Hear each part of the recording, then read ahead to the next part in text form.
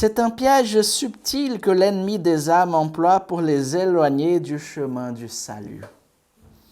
La seule façon de lutter contre tout cela est de ne plus chercher à discerner les choses telles que l'homme naturel les voit, mais bien telles que l'homme spirituel les voit. Nous ne pourrons avoir cette clairvoyance qu'en plongeant dans la contemplation, dans l'intimité avec le bien-aimé. À travers cette intimité, nous pourrons connaître, entendre, discerner et aimer cette sainte volonté. Être amant de la volonté de Dieu à tous les moments de notre journée, de notre vie, c'est découvrir et boire à la source de la paix et du bonheur. Ici, Moïse va développer le paragraphe antérieur qui parlait justement de cette attention qu'il faut avoir pour bien discerner la voix de Dieu des autres voix qui puissent se mêler à elle en nous.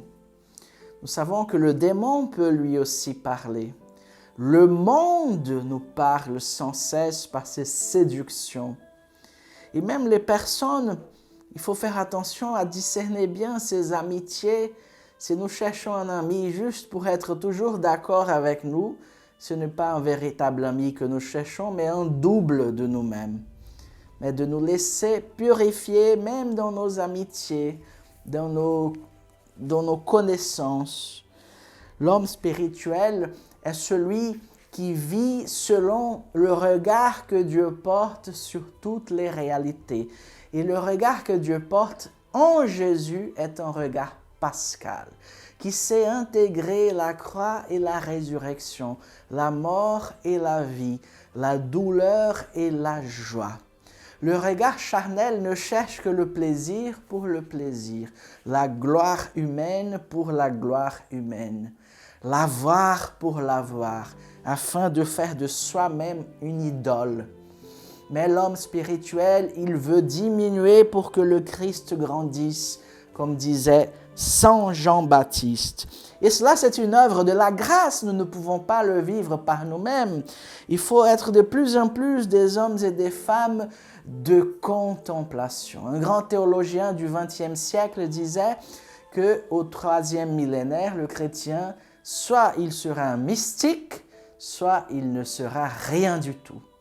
Le Seigneur nous appelle à devenir de vrais contemplatifs. Et être contemplatif n'est pas de rester dans une chambre enfermée à l'écart de tous, mais c'est vraiment de vivre une vie d'intimité avec Jésus.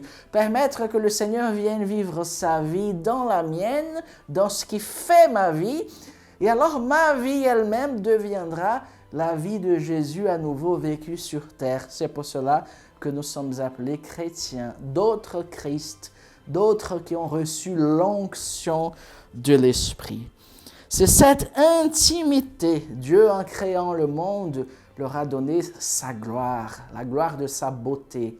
Et en sauvant le monde en Jésus, il leur a donné aux hommes son intimité. Parce qu'à partir du Christ Jésus qui assume la nature humaine sans laisser d'être Dieu, nous devenons des personnes. L'humanité est allée au cœur même de la Trinité. Il y a un homme au cœur du mystère de Dieu, en Jésus qui est aussi Dieu. Donc c'est notre vocation d'habiter au cœur de Dieu, dans le cœur du mystère divin. C'est pour cela que la volonté de Dieu est si importante dans la vie spirituelle, à découvrir et à vivre. Parce que c'est le chemin pour arriver au but de notre appel, qui est de vivre au cœur de la Trinité pour les siècles des siècles. Et alors nous vivrons au pied de Jésus cette contemplation comme source de paix et de bonheur, un bonheur qui peut coexister même au milieu de tant d'épreuves et dans le monde à venir, dans la joie sans fin.